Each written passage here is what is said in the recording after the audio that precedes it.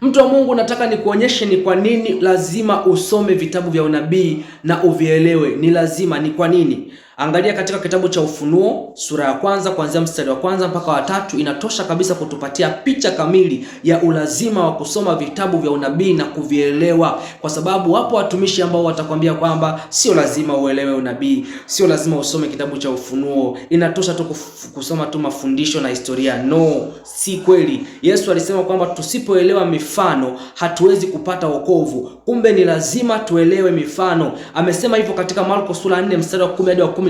Ukishaelewa mifano utasamehewa na utapata wokovu. Lakini pia katika Mathayo sura ya 13 mstari wa 15, Yesu pia anasema kwamba hawa watu wakielewa wataongoka, nitawaponya, nitawaokoa. Kumbe ili uweze kuokolewa ni lazima uelewe mifano. Sasa kwa nini wao waseme kwamba sio lazima uelewe mifano, unabii, mafumbo sio lazima? Na ni hatari sana pale ambapo mtumishi wa Mungu anajaribu kukufundisha mifano, mafumbo, unabii kwa fikra zake kwamba hapa nadhani ni hivi au nahisi ni hivi. No, neno la Mungu, unabii haupaswi kufafanuliwa kwa fikra za mwanadamu. Umetolewa si kwa mapenzi ya mwanadamu bali kwa mapenzi ya Mungu. Kwa hiyo kinachotakiwa kuthibitisha maana ya mifano, utimilifu wa unabii, maana ya picha na vivuli vyote ambavyo vimo katika Biblia, inatakiwa neno la Mungu lenyewe ndio lithibitishe. Kwa neno lithibitishe neno na sio fikra za mtu au mawazo ya mwanadamu, kwa sababu hayo sio mapenzi ya Mungu. Mapenzi ya Mungu mwenyewe yathibitishwe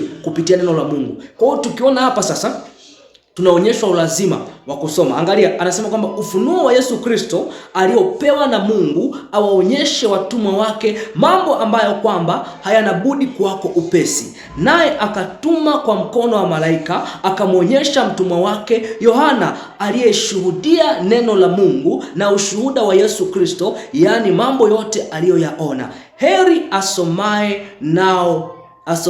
na wao wayasikiao maneno ya unabii huu na kuyashika yaliyoandikwa humo, kwa maana wakati ukaribu. Unaona, heri asomaye na wao wayasikiao maneno ya unabii huu na kuyashika yaliyoandikwa humo, kwa maana wakati ukaribu.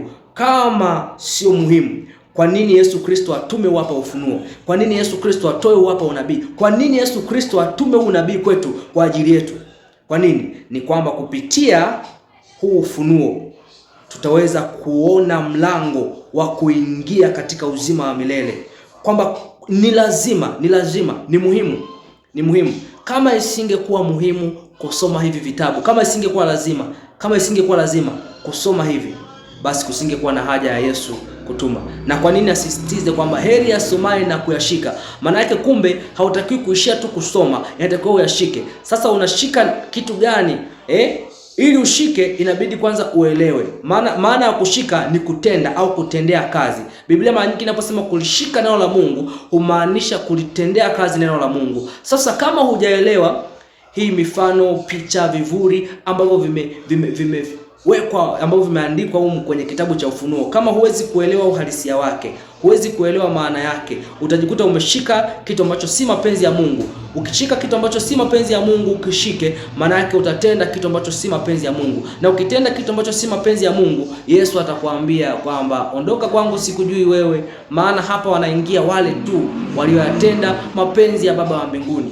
Kwa ni hatari sana usipolifahamu neno la Mungu sawa sana mapenzi ya Mungu. Ndio maana anasema wengi sana watanijia wakisema, Bwana, tulitoa unabii kwa jina lako, tulitoa pepo kwa jina lako, tulifanya miujiza kwa jina lako, lakini atawaambia ondokeni kwangu, siwajui ninyi. Anasema ni wengi sana. Kumbe unaweza kuwa na ujasiri mkubwa, una imani kabisa kwamba wokovu mimi lazima niingie mbinguni, alafu unakuja kukutana na Yesu anakuambia sikukutambua.